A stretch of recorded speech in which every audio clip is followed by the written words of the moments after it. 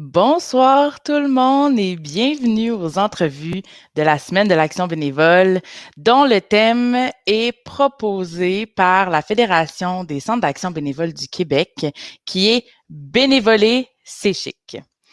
Je m'appelle et je continuerai de m'appeler Caroline Gingras. Je suis directrice de l'administration des Scouts du Montréal métropolitain.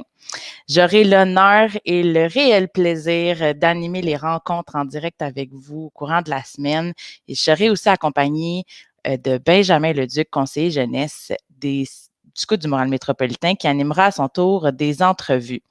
Merci ce soir d'être avec nous pour notre deuxième entrevue. Hier, vous avez été nombreux à assister à notre entrevue avec Lady Rivas-Zanou, président des Scouts du Montréal métropolitain, qui a d'ailleurs en fait adressé un mot aux bénévoles. Vous pouvez avoir accès à l'enregistrement si vous l'avez manqué sur notre page Facebook des Scouts du Montréal métropolitain. Cette semaine, à 19h, vous en connaîtrez davantage sur le parcours des bénévoles qui ont choisi de s'impliquer au sein du mouvement scout. C'est des parcours impressionnants, passionnés, diversifiés les uns des autres et c'est d'ailleurs ce qui fait de notre mouvement une grande famille, unie et mobilisée pour la jeunesse.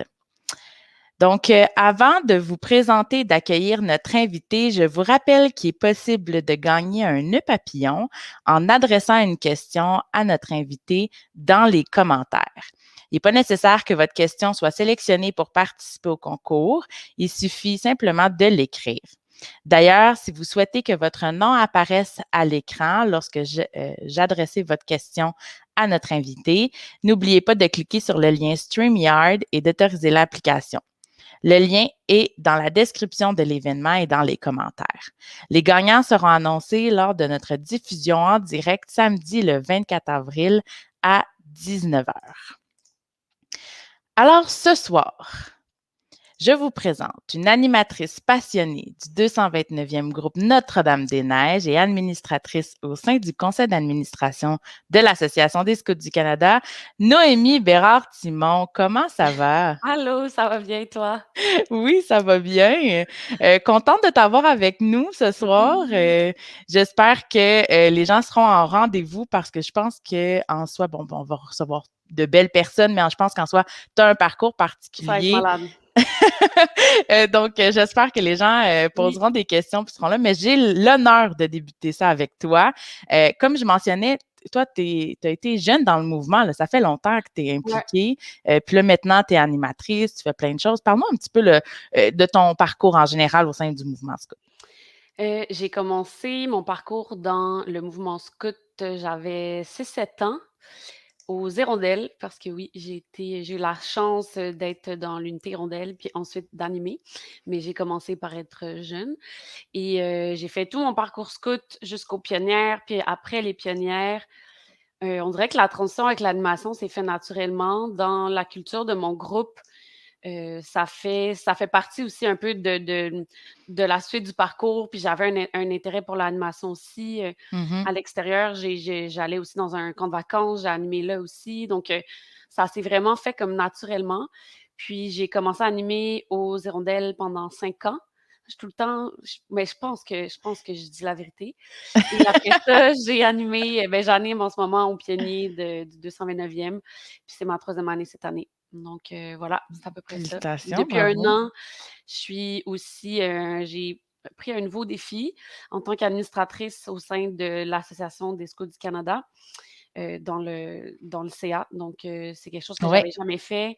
Puis j'ai l'impression que c'est une des voies de plus où tu peux relever des défis là, au scout, là. Oui, c'est ça. On en reviendra parce Ouais. qu'on a reçu Lady hier qui est au sein de notre conseil d'administration, Mmh. mais on pourra en parler. Mais tu parles en fait des hirondelles, puis là, tu as devancé mon intérêt parce que, bon, là, j'en vois déjà plein des gens qui se disent, mais les hirondelles, de quoi qu'elles parlent?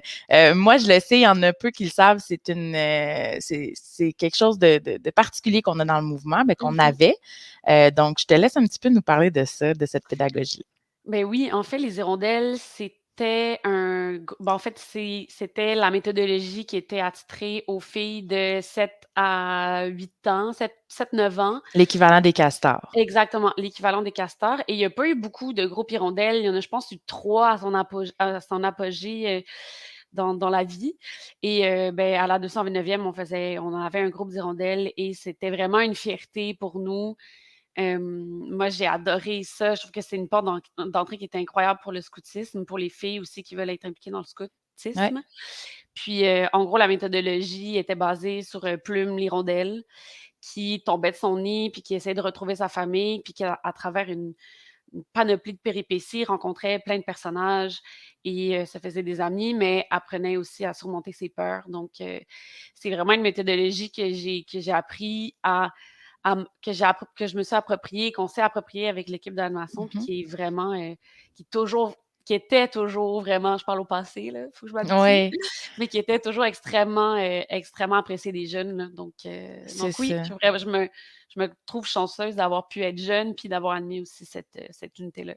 Ouais, c'est ça, parce que tu l'as vécu comme c'est une chose de l'animer, mais c'est une chose de le vivre aussi comme Ouais, jeune. En tout cas, du moins, les commentaires qu'on entendait souvent des hirondelles, c'était que c'était une très belle méthodologie, que c'était le fun à animer, mais qu'on vraiment, voyait aussi que c'était un plaisir pour les jeunes de la vivre. Puis, exact.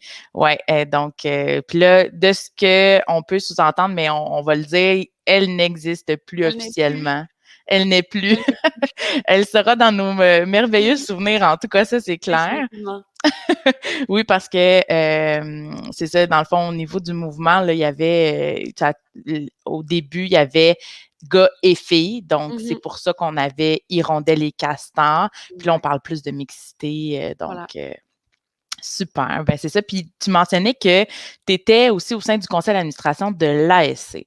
Parle-nous un petit peu, bon, pour ceux qui connaissent pas beaucoup notre structure du mouvement, qu'est-ce que c'est que l'ASC? Qu'est-ce que ça mange en hiver? Puis toi, comme administratrice, là, pourquoi est-ce que tu as décidé de relever ce défi-là en plus de l'animation? Pourquoi pas autre chose, tu sais?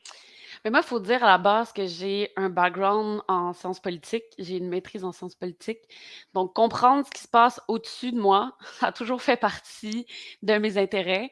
Puis le scoutisme en fait pas exception, en fait. Puis encore Mhm, plus parce que plus je suis investie dans quelque chose, plus j'aime faire quelque chose, plus j'ai envie de comprendre comment ça fonctionne. Je pense que, en tout cas, pour moi, c'est vraiment une deuxième nature. Puis ça fait partie de la curiosité aussi que j'ai développée à travers mon scoutisme. mhm, Mais c'est vraiment parti de là, de comprendre comment les décisions sont prises parce que c'est un mouvement jeunesse, tu sais. Donc, je me suis dit, ben, je pourrais avoir ma place ou du moins je pourrais comprendre comment prendre sa place mhm, davantage dans le mouvement, parce que c'est quelque chose d'animé, mais on dirait que plus je progressais en tant qu'animatrice, plus je sentais que, ah, mais il y a quelque chose, j'en veux plus, tu sais. mhm. Donc, c'est vraiment par là, en lisant les points du vendredi, les infolettes du lundi, que j'ai vu qu'il y avait un poste d'administratrice qui était ouvert à l'ASC. Puis, je me suis renseignée, j'ai appliqué et je l'ai eu. Et voilà. Puis, dans l'équipe, je suis contente ben, par le fait que je suis jeune, par le fait que je suis une femme, puis par le fait aussi que j'ai une expérience terrain, d'apporter un point de vue qui peut être différent aussi, qui était manquant ou qui était absent. Puis c'est une des raisons pour laquelle ils m'ont intégrée aussi dans le CA. Mhm. Puis j'apprends à tous les jours. Là, je suis arrivée comme en même temps que la pandémie. Fait que ça a été un tourbillon de nouveautés à Ouais, tous les ouais. niveaux. Mais j'apprends encore, puis c'est stimulant, tu sais, même si on est vraiment plus dans des objectifs qui sont larges, qui sont super loin du concret. Mais ça reste que je suis capable de faire un lien quand même avec les 2. Pour moi, c'est interrelié, tu sais. Ouais. Puis si tu avais une personne en avant de toi, tu sais, qui est animatrice, puis qui pense faire la différence qu'en étant, ben, je dis animatrice, là, mais animatrice, animateur, qui est sur le terrain, c'est difficile souvent de comprendre l'impact que ça a. Puis, bon, là, je vais un peu trahir mon âge, mais t'es plus jeune que moi, là, donc on parle, les gens me disent que je suis jeune, t'es jeune, puis c'est le fun, puis c'est exactement pour ça, le jeune est, le mouvement est par et les jeunes. Puis Ouais. comment est-ce qu'on relie ça? Comment est-ce qu'on explique aux gens que ils peuvent faire la différence en tant qu'animateur, animatrice sur le terrain, mais qu'on a besoin d'eux aussi dans les instances décisionnelles, là? Comment on fait? Premièrement, j'aimerais souligner, si j'ai des pionniers qui écoutent, que je suis jeune. Ça, c'est le premier point. Je suis vraiment contente que tu l'aies précisé. Ça fait plaisir. Deuxièmement ouais, c'est ça. Deuxièmement, je lui dirais, en fait, hem, d'expliquer que pour qu'on puisse le mouvement, oui, se vit par l'interaction avec les jeunes, les animateurs. Ça, on s'entend que c'est comme c'est la matière première d'un mouvement jeunesse. Mais ensuite, si on veut que ça grandisse, si on veut qu'on ait une structure, si on veut qu'on puisse partager la diversité qui se développe à travers toutes les unités, tous les groupes, tous les Mmh. districts, toute cette richesse-là, elle doit être mise en commun, puis elle doit être partagée, tu sais. Puis pour que ça puisse se faire, ben, ça prend des gens qui sont dévoués, qui sont curieux, qui viennent de plusieurs milieux différents. Tu sais, quand on parle de diversité, ben, c'est partout, là. Donc, plus on a des personnes qui viennent de milieux différents, qui ont un bagage différent, qui ont un point de vue différent, Mmh. hem, Mmh. c'est important. Moi, je trouve que c'est une des plus belles valeurs qu'on puisse apporter, c'est de partager la richesse qu'on a à travers le mouvement, tu sais. Exact, exact. Puis je trouve ça vraiment le fun parce que tu es un bel exemple de place qu'on laisse aux jeunes. Puis je pense que tu as réussi. Le défi est toujours de s'intégrer, peu importe l'endroit. Puis je pense que c'est, en tout cas, t'inspires vraiment l'implication dans d'autres, à d'autres niveaux. Puis je pense que c'est le message qui doit être adressé aux gens qui nous écoutent, là. Ils ont leur place dans tous les niveaux, puis on va fièrement les accueillir Vraiment, puis les accompagner, pas avoir je peur pense. d'apprendre, c'est toujours une belle Exact. surprise. Exact, exact. Donc, ben, là, on a fait un petit peu, te parler de tes études.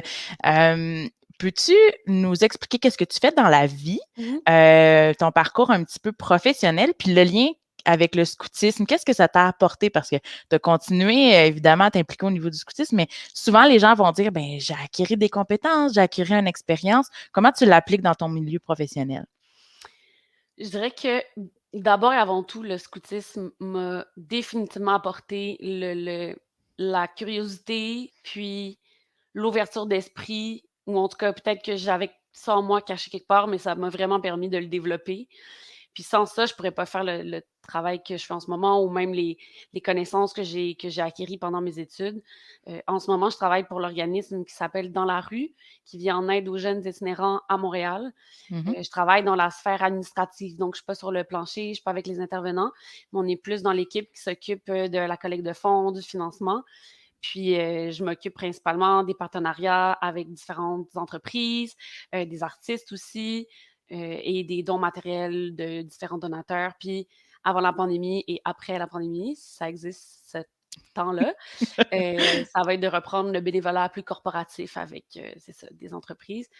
Puis c'est super stimulant parce que, ben, même en virtuel, je rencontre plein de gens différents. mhm. Je rencontre des gens qui ont envie d'aider à leur manière, qui ont différents moyens, mais qui ont toujours la même valeur en commun, qui est d'aider les jeunes qui sont dans le besoin. Puis j'ai travaillé dans un camp de vacances aussi pendant plusieurs années. Travailler avec des jeunes, c'est ce qui est le plus enrichissant, puis c'est un des moteurs aussi de l'implication, en tout cas de mon implication au scout. Puis définitivement que ça a aiguisé aussi mon sens de la communauté, d'aider les autres autour de moi, là. Ça, je l'ai même pas Exact. mentionné parce que c'est comme, c'est vraiment important. Puis pour moi de travailler, peu importe le poste que je peux avoir, je m'adapte beaucoup aussi. Mhm. Si je travaille pour une entreprise ou pour un organisme en qui je me vois, ou qui ont des valeurs qui me rejoignent, je peux aller loin, puis je peux faire bien des affaires, là. C'est comme les scouts, tu peux avoir une super belle soirée, un beau feu de camp, puis le lendemain soir, ça sera pas pantoute la même Non. dynamique. Ça va être le bordel, les enfants s'ennuient. Fait que tu sais, c'est ça, mais si tu crois en ce que tu fais, puis que tu crois en la big picture, en bon français, Ouais, ouais. c'est tout va mieux, tu sais. Ça se fait vraiment plus tu le cœur plus léger, tu sais, même s'il y a toujours des hauts et des bas. Ben Mhm, ça mhm. se transfère. Je l'ai vu directement quand j'étais en recherche d'emploi. J'arrivais pas à me dire: «Ah, mais tu sais, c'est une grosse compagnie, mais au moins c'est un poste que j'aime», même si le poste m'intéressait. Je suis comme: «Non, j'ai vraiment envie de faire partie d'une famille aussi», tu sais. Ouais, c'est ça, exactement, parce que c'est le sentiment qu'on a quand on est au scout, c'est de faire Exact. partie d'une famille. Puis, est-ce que, par curiosité, tu as rencontré des scouts ou des anciens scouts dans ton parcours professionnel? C'est une bonne sûrement. des fois, on s'en parle pas, puis là, à un moment donné, ça fait: «Hein?» Mais Ouais. ma coloc, ça fait à peu près 1 an qu'on cohabite ensemble. On s'est rencontrés, je la connaissais pas avant qu'elle soit ma coloc. Puis en jasant, j'ai dit à un moment donné: «Ah, hey, je suis en réunion scout, tu sais, en passant». Mais moi aussi, j'ai déjà été scout. Ça faisait Ouais. quelques semaines qu'on habitait ensemble déjà. On s'est dit: «Ben, voyons donc, c'est donc ben drôle». On s'est mis à jaser de ça. Fait que des Ouais. fois, ça saute pas toujours aux yeux, tu sais, c'est pas écrit dans ton front, mais Non, c'est en ça. jasant avec des gens, des fois, tu te rends compte, que c'est très rare que la personne ne soit jamais entendu parler des scouts, connaît pas quelqu'un qui a été dans les scouts ou qui a pas été elle-même dans les scouts. Ouais. Puis, peu importe, où la personne se situe, c'est tout le temps intéressant de se faire renseigner sur c'est quoi les scouts, puis comment chaque groupe est différent aussi. Donc même si je rencontre un scout, ben sûrement qu'il aura pas eu du tout la même expérience que moi, puis c'est ça qui est le fun, tu sais. Ouais, c'est ça. Puis après, c'est l'échange. On Ouais, échange, puis on partage, exact. effectivement. Super. Puis, comme animatrice, plus précisément, parce que tu continues à être animatrice, c'est quoi l'impact que tu as concrètement auprès des jeunes comme animatrice? Je dirais que l'impact que j'ose espérer avoir, au minimum, c'est de leur donner des bons souvenirs. Parce que, mon Dieu, que c'est mon plus gros bagage en tant que jeune, puis même en tant qu'animatrice, c'est la quantité de souvenirs qu'on se fait et les amitiés qu'on se crée, les moments. C'est vraiment, ça a l'air super cliché, là, mais on peut pas être autrement que dans le moment présent, surtout avec des jeunes, tu sais. Mmh Fait que mh. ça remet vraiment cette valeur-là en premier lieu. Puis ensuite, la deuxième chose que je tu sais, je réfléchissais à mon animation, comment j'animais les jeunes, comment j'animais les pionniers, parce que même si c'est des âges quand même différents, Mmh. mon style d'animation n'a pas tant changé que ça. Puis c'est vraiment la confiance en soi, tu sais. Puis ça, de la confiance en soi, c'est il y a pas d'âge pour avoir une meilleure confiance en soi, selon moi, selon mon expérience de Noémie, 26 ans. C'est quelque chose c'est de là que tout part, tu sais, c'est après ça que tu peux te développer en tant que personne. C'est de Ouais. croire en toi, c'est de s'assumer autant dans ses forces que dans ses faiblesses, tu sais. C'est pas du négatif. Mmh Donc si mh. je peux avoir donné un petit peu, une petite pointe de confiance en soi un peu par-ci, par-là, à travers, mon parcours d'animatrice, moi je suis comblée, là. Ouais, tu parlais justement de donner des souvenirs, de s'assurer que les gens ont des beaux souvenirs. Toi, le tien, c'est lequel? J'ai pensé à un qui est, un incontournable, là. On était dans un camp Horizon. Un camp Horizon, c'est en tout cas, nous, à la 229e, c'est à chaque 5 ans. C'est pour fêter, par exemple, le 20e anniversaire, le 25e, le 30e du groupe Mmh. et je me souviens plus c'est lequel. J'étais animatrice aux Hirondelles et c'était le dernier matin, donc le dimanche, une fin de semaine. Et on déjeunait, on était épuisés. Évidemment, c'est une fin de semaine où on donne tout. Ça fait 5 ans qu'on attend ça, donc C'est ça. il restait 2 neurones et on était en pyjama, assis à la table à pique-nique derrière notre tente et on déjeunait et on était toutes les animatrices d'un côté de la table à pique-nique et il y avait toutes les jeunes de l'autre côté de la table à pique-nique. Puis là, les jeunes, elles commencent, à gosser avec les moustiques. Là, on dit aux filles: «Allez vous mettre du chasse-moustiques, là, vous gossez, puis Ouais. revenez vous asseoir manger». Elles sortent toutes de table, sauf une. Puis là, on dit: «Non, va mettre du chasse-moustique, c'est sûr dans 5 minutes, ça va te gosser, tu es mieux d'aller maintenant». Et au même moment où on dit ça, il y a la dernière animatrice qui vient s'asseoir du même côté que nous de la table à pique-nique. Alors, elle se lève, ma Mmh. co-animatrice s'assoit et là, la table décide de faire ce que Oup! toute logique physique, hein, et de nous renverser dessus avec tout ce qu'il y a de déjeuner, de Ah! possible et inimaginable dessus. Et moi, je me suis découvert des réflexes de feu parce que j'ai quitté le navire vraiment rapidement en Ah abandonnant mes boy! Ah co-anim, boy! évidemment, ensevelis sous le lait, le jus, Ah! tout, c'était dégueulasse. Mmh. Et le, regard de peur de la jeune qui s'est levée était comme saisissant et là, les filles qui courent: «Les animatrices à l'aide! Elles sont mortes, nanana!» La grosse panique, là, tout le monde arrive et tout le monde vient pour rire de nous, personne nous aide évidemment. Non, c'est ça. Puis ça, c'était comme, tu sais, la fin du monde, là, pour j'étais fatiguée, je peux pas croire que je suis pleine de lait en ce moment, je suis bénévole. Qu'est-ce qui se passe? C'est quoi les choix dans ma vie que j'ai fait pour me Qui t'ont retrouver là? mené. Mais encore une fois, j'y pense des fois toute seule, puis je me mets à rire, tu sais, c'est ça qui Ah ouais. était c'est des trucs comme ça que tu dis, c'était pas planifié, Mmh. c'était terrible pendant 20 secondes, mais une fois que je suis sortie de cette dynamique-là, tu peux pas rester fâché, tu sais, Non, c'est ça, puis, tu regardes les jeunes qui pour eux, c'était la fin ah, du ils monde. Tu peux criaient, là. pas dire comme là: «Je vais le chicaner ou je vais la chicaner ou je peux pas être pas contente. Je peux juste Non, en rire puis exact. démontrer que bon, ben, c'est du lait puis c'est du Apprendre tes jus puis erreurs, puis corriger toi-même, tu sais. L'autodérision, ça fait de mal à personne, fait que c'est clair. Mais en camp, en événement, quand on pouvait se rencontrer, c'est des moments oui, extraordinaires puis on n'aurait jamais pu planifier renverser une table, là, tu sais. je serais partie assez vite, là. C'est ça. Voilà. Donc, Noémie, on serait rendu aux questions du public. Est-ce que Ouf, tu es prête à recevoir les questions du public? j'imagine, oui.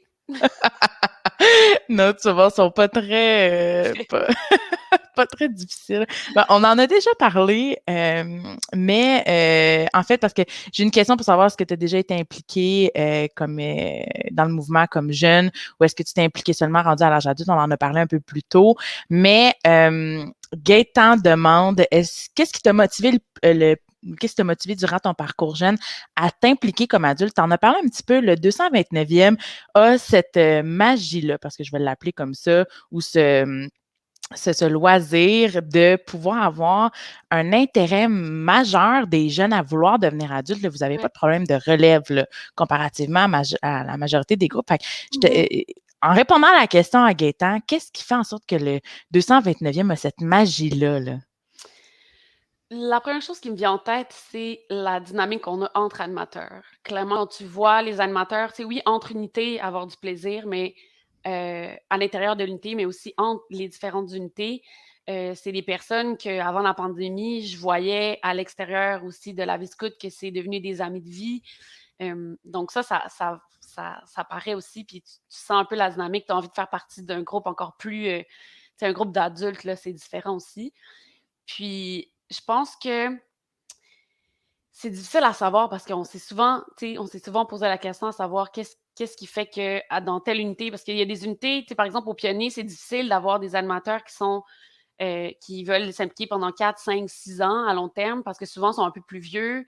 Donc, Mhm, toujours un peu plus difficile. Mais je pense que c'est de là que ça vient. C'est vraiment la dynamique qu'on réussit à se créer entre nous, qui fait en sorte qu'on travaille bien ensemble, on collabore bien, puis ça nous permet d'avoir des dynamiques qui sont le fun aussi avec les jeunes, devant les jeunes. mhm, Moi, c'est ça, quand je suis allée à l'animation, je suis allée là un peu naïvement en me disant: «Ben, c'est la suite des choses, puis ça me tente tellement de faire partie de cette famille-là encore, puis de, tu sais, de grandir de ça, puis de passer comme à la prochaine étape». Puis c'est au fur et à mesure que je me suis construit tu sais, un personnage d'animatrice, puis de pourquoi j'anime, puis c'est venu au fur et à mesure, en fait. mhm. On dit, pour ceux qui ont suivi leur session d'accueil, on dit souvent que quand on arrive, là, surtout les jeunes de 16, 17, 18 ans là, qui ont été jeunes puis là, qui veulent animer, on dit qu'il doit y avoir une espèce de séparation entre le rôle qu'on joue comme jeune et le rôle qu'on joue comme adulte. Mmh. Puis souvent, on dirait que ça vient choquer, je vais dire, les personnes, puis ils sont comme, ben voyons, je scout jeune, Ah, je continue à être scout, tu sais. ouais. Est-ce que il y a vraiment une différence? Puis y a-tu un moment où est-ce que tu as dit, OK, là, je suis animatrice, je suis plus jeune dans le mouvement? Ben, quand tu as de la responsabilité de jeunes, le switch se fait assez vite. Quand tu es devant un groupe de jeunes, puis c'est ça, en même temps, moi, j'ai travaillé pendant un camp de vacances, donc tu sais, je voyais la différence, tu sais, quand tu es Mhm, employé, quand tu sais, il y a quand même une différence évidente, mais à l'intérieur du parcours scout, c'est vrai, puis c'est vrai dans toutes les sphères de ta vie, dans le sens que tu es bénévole, fait que tu pourrais être scout 24/7, mais à un moment donné, il faut que tu mettes tes limites, tu sais. C'est un peu ça aussi, avec l'animation, puis oui, il y a une différence parce que la responsabilité est vraiment pas la même, les attentes sont vraiment pas les mêmes, donc inévitablement, il y a une différence claire juste par ça. mhm, Puis aussi parce qu'il y a des choses que tu apprends en tant qu'animateur que les jeunes, il faut pas qu'ils le sachent, là, tu sais. Ça fait pas partie des trucs, les informations qu'ils doivent avoir en leur possession. Autant parce que, ben, justement, tu veux garder ta vie, tu privée séparée, puis ta vie d'animateur, puis moi, j'ai pas le même comportement avec les jeunes qu'avec mes co-animateurs, justement.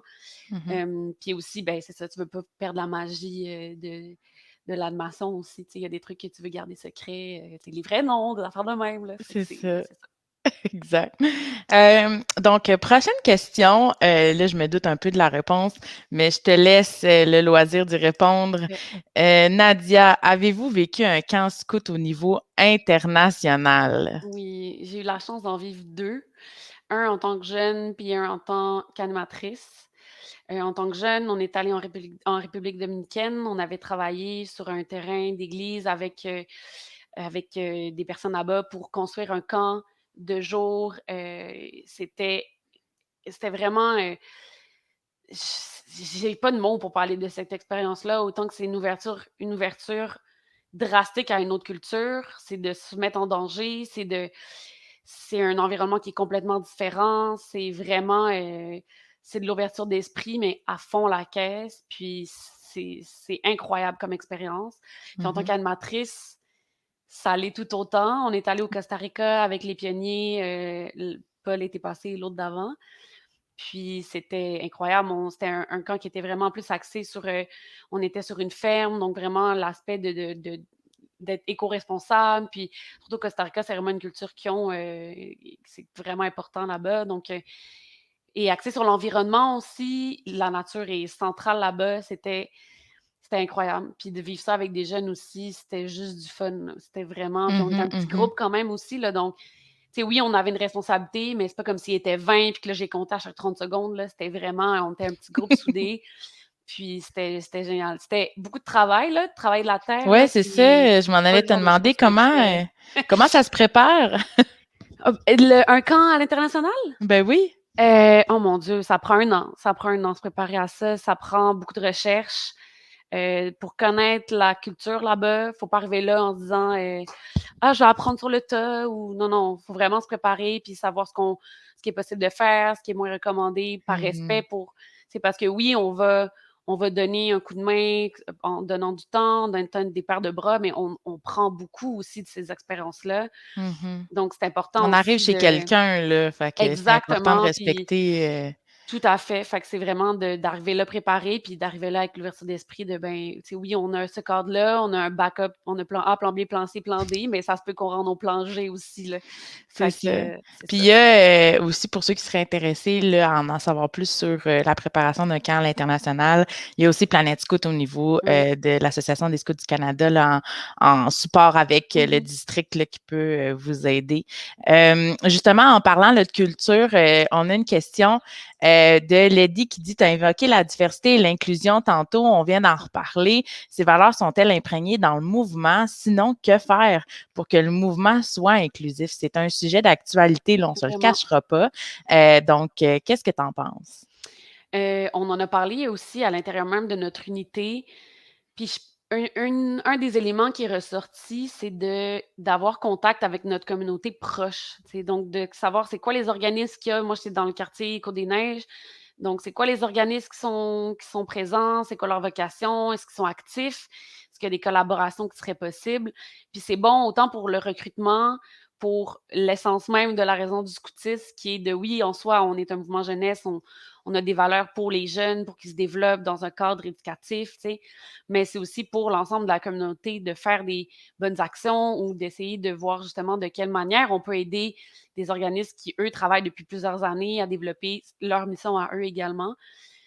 J'ai l'impression que si on a un meilleur contact avec cette collectivité-là, on va avoir des meilleurs, tu sais, des meilleurs tentacules là, pour avoir pour avoir un bassin de jeunes qui est encore plus diversifié.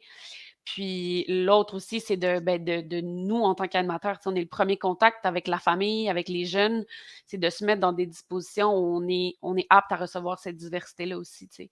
Mmh. Puis ça prend beaucoup d'ouverture d'esprit toujours, mais aussi d'outils, tu sais, pour être capable de Mmh. recevoir tout ça. Donc, ouais. Est-ce que tu dirais que dans son ensemble, là, en tant qu'administratrice, parce que tu parles de ton unité, mais dans Ouais, l'ensemble, là, de notre association, dirais-tu que la diversité et l'inclusion fait partie, de nos valeurs, en général dans définitivement. toutes les instances? Définitivement, mais je suis toujours critique, puis c'est partout dans ma vie tout le temps. Je m'assois pas, tu sais, là-dessus. J'essaie toujours de me remettre dans même si j'ai l'impression d'être la plus tu sais, d'être le plus inclusive possible, puis de laisser la parole à tout le monde.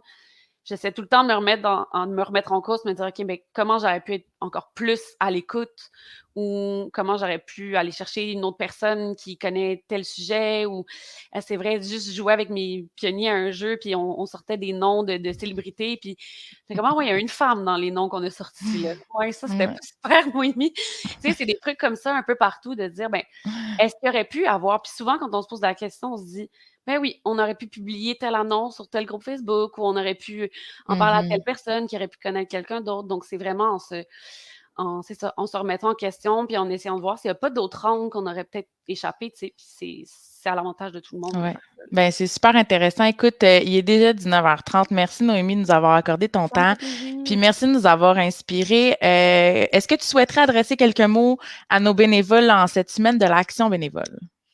Oui, quelques mots, bien simples, honnêtement, lâchez pas. Je sais que c'est un moment qui est vraiment difficile. On est-tu animateur? On l'est pas. On est impliqué dans le mouvement scout.